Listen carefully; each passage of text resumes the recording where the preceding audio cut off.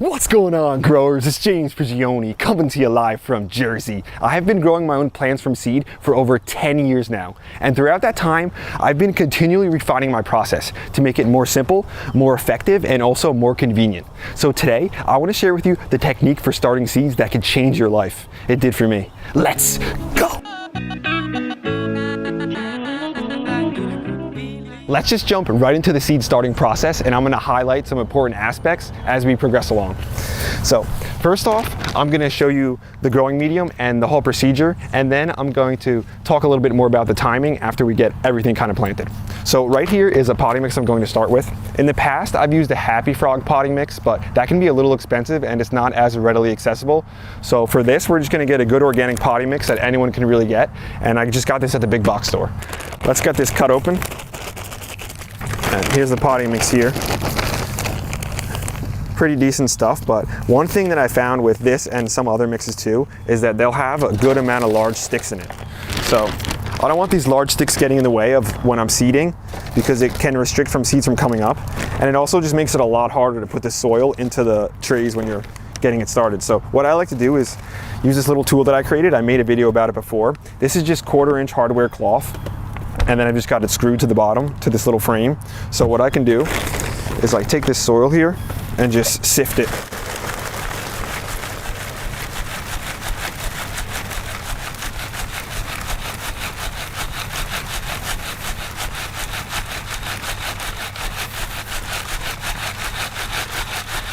Now this may be an added step, but you can see, look at all the sticks and everything that I'm pulling out of here.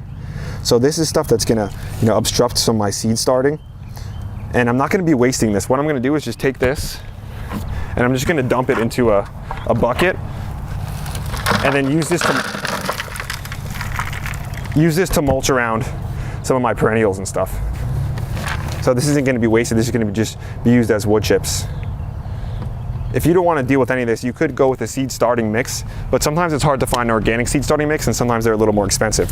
So let me bring you into what this looks like now after we've refined it. And this is what we're going to be starting our seeds with. I sifted all the soil, refined it, got a beautiful potting mix right here. And at this point, the structure of the growing medium is more important than the nutrition, because when the seeds are young, they contain within them enough nutrition and energy to pop that seed open and to sprout it and to have it grow until it has about 2 true leaves. So at this point, your growing medium could even be inert. You could start it with peat moss or even like vermiculite. The important thing is the structure, because the seeds need an adequate level of moisture, and they actually need air in order to sprout and grow healthy, and the right temperatures too, because with the right level of moisture, the right level of air, and the right temperature, the seeds essentially, as Bill Mollison likes to call it, they explode into growth. So that's what we're trying to get, these seeds to pop and explode into growth. So to start that, and a medium with a good structure is a good place. Next, what we would be doing is wetting the soil down to make sure it's got a good level of moisture, but this is already relatively wet. So when it comes to moisture content with your soil, what you want to make sure is that it's evenly moist throughout it, but you do not want it to be swampy and over waterlogged. Because like I mentioned before, the seeds not only need water, but they also need oxygen. So if it's over waterlogged and super swampy, then you're going to lack that oxygen. It's just going to create the environment for fungal diseases with the lack of oxygen. That's not what we want. So instead, we want to make sure the soil is again moist, but not waterlogged. A good way to test this is what they call the squeeze test. So you take a lump of soil like this, just squeeze it. Don't go crazy squeezing it super hard, but give it a nice squeeze. And if no water comes out, that's a good sign. And if it also holds its shape, that's a good sign. But it should easily break apart, just like that. That's exactly what we want. So let's start getting this soil into these trays. And we're just gonna use these simple plastic trays with the 6 cells in each little tray. And then we'll just get the soil in here, start filling it up. So let's get this soil, and we'll start dropping it in. And this is where not having the big sticks is such an advantage. If you've done this before with the big sticks, they really get annoying trying to push it into these little cells like this. If you're planting into bigger cells with some bigger plant stuff, then it's not as big of a deal, but it could get annoying. And you really want to make sure you wet the soil down like this before you put them in the trays. A good level of moisture will go a long way. But again, not over watering. So I'm going to get this filled up, and then we'll start getting it prepped for seeds.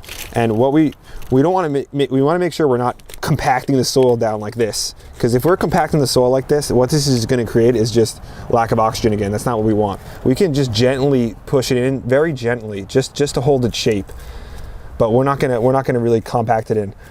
We don't want it floating like this too light, but we want to just, you know, gently push it in like that. So that's perfect. So we're going to go around and do that for the tray. Then we're going to start getting the seeds in.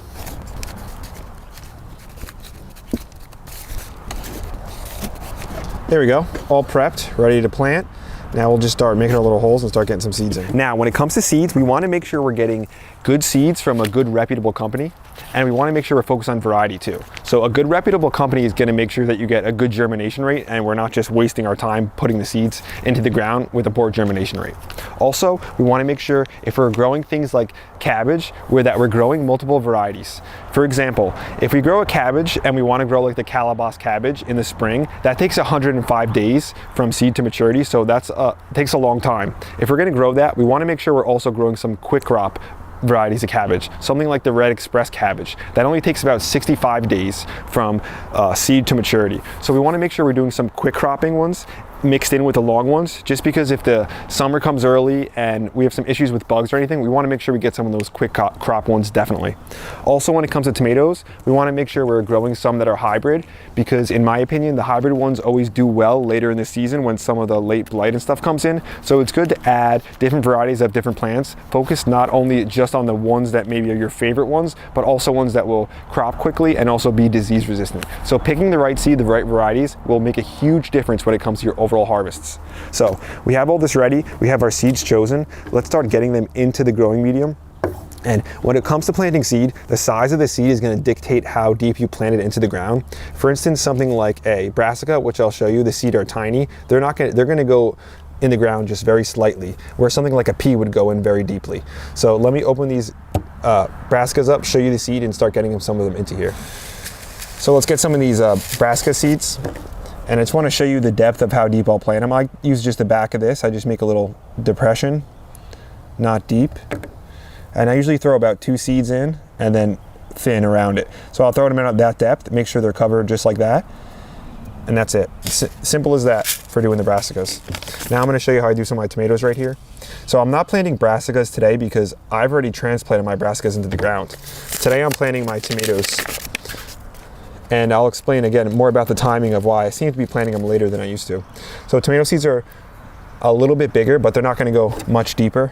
So we'll say about that depth right there. Take the tomato, we'll just drop it right in, and then just lightly cover it like that. So when it comes to starting your own seed, I mentioned earlier in the video that what you really need is you need the right moisture content, you need air, and you need that third thing, you need the temperature to be correct in order to unlock that seed and make it explode essentially. So when it comes down to things like different kinds of plants like peppers and tomatoes and brassicas, the different kinds of seeds have different temperature requirements in order to pop. So for instance, the peppers are going to need at least 55 degrees in order to pop. If the soil temperature is lower than that, they're not even going to open up. And then if the temperature is about 75 or higher, then it's going to increase the speed of the germination, and those peppers will only take about 7 days to pop up. If the temperature is lower in like the 60s, it might take like 2 weeks. So with lower temperatures like that and the seeds sitting in the trays for long periods of time, that opens up more opportunity for fungal disease and for the seeds to rot. So knowing the requirements for each kind of plant when it comes to germination and stuff is important, because it's definitely going to make it so you're more successful and avoid any kinds of diseases and stuff. So when it comes to things like tomatoes and peppers, I get those up in about 7 days because I set it up just like this. My setup, I've got my tomatoes and my peppers planted, and then what I do is I take a heat mat, one like this, you know, a cheap little heat mat, and then I just lay this on top like this, and then I set it in my house where the temperature is about 70 degrees, and then I'll take a little plastic cover like this. So we're creating a very humid environment with a high level of heat that's coming from down here, because the heat's going to radiate up. And then every day or so I'll come through and I'll just take this plastic cap off, because I want to make sure we're getting a good amount of airflow. When I take that cap off, I can monitor the moisture content within this, A good way to do that is by the weight. So I'll check this is pretty heavy right now. If I see that it's getting lighter, I'll water this. What's important though, and the reason this design works well, is because you don't want to water your seedlings like this over the top, especially when they haven't popped yet, because that can wash away the seed, especially if it's smaller seed, things like lettuce and stuff.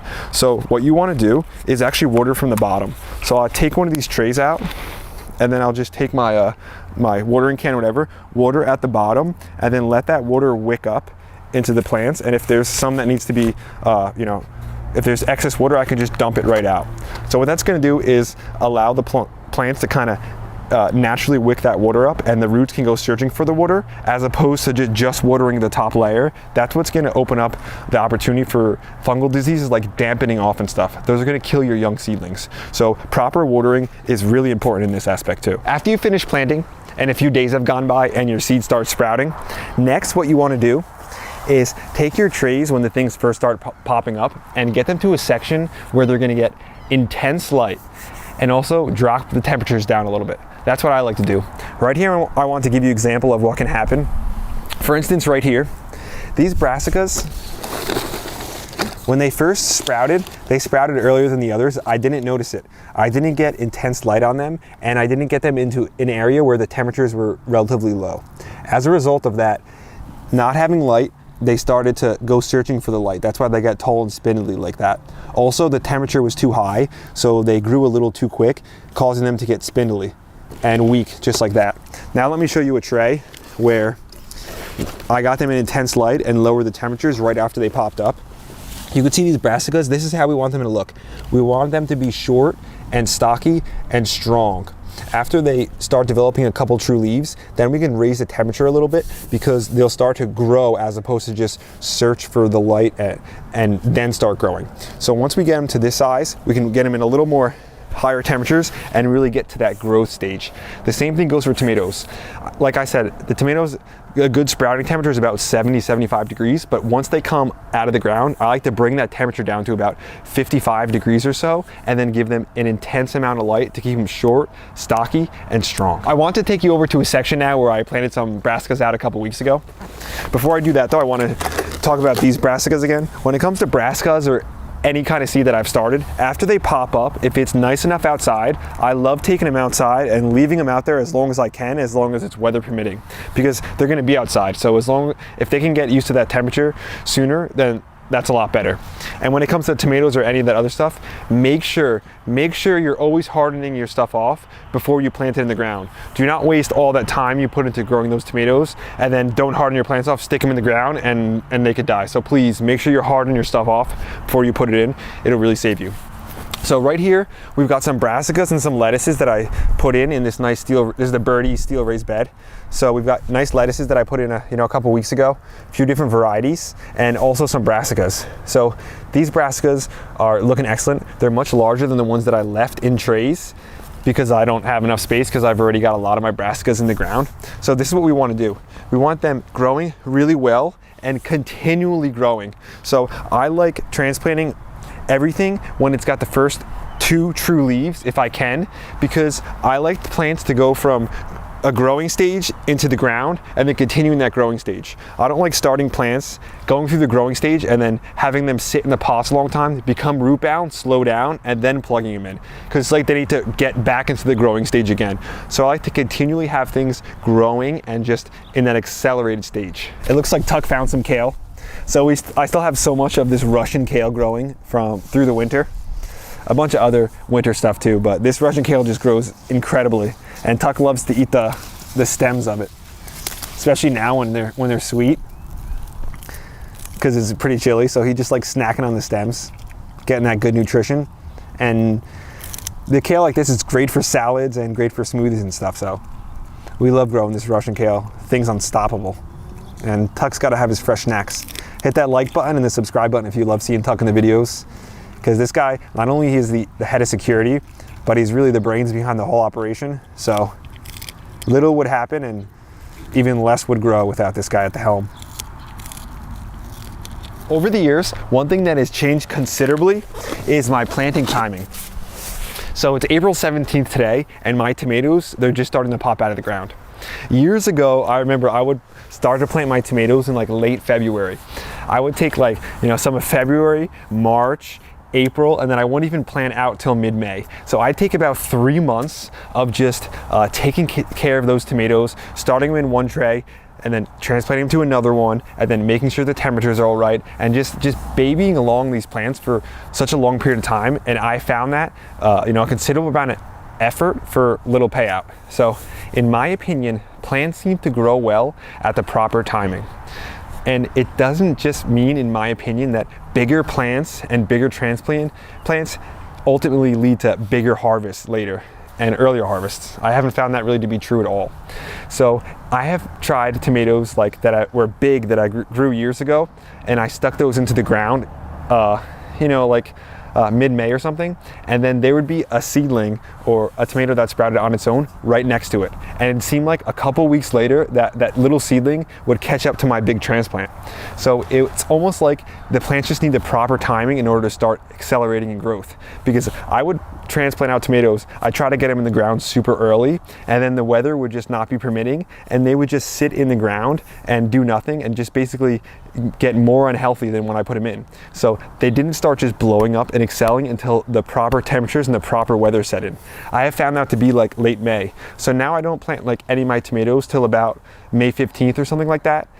And I don't plant them into the ground till about May 15th. Because of that, I don't start planting tomatoes in trays till the first couple weeks of April. I only leave about a month. The seeds take about 7 days to get up, and then 3 to 4 weeks after that time is when they're ready to go into the ground for me. That just seems to work so much better. It's less work, it's convenient, and ultimately I'm getting better growth because there's less opportunity of those tomatoes developing diseases while they're just sitting in the trays for a considerable amount of time. That's today's video, growers. Thanks for watching. I hope you enjoyed it. I hope you got something out of it. I hope you feel a little more educated and empowered to start some of your own seeds from home.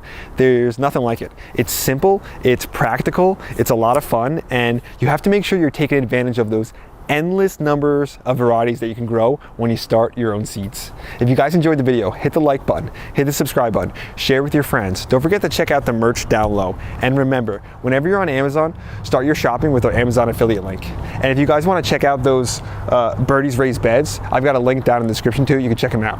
James and Tuck will be back at you again real soon. We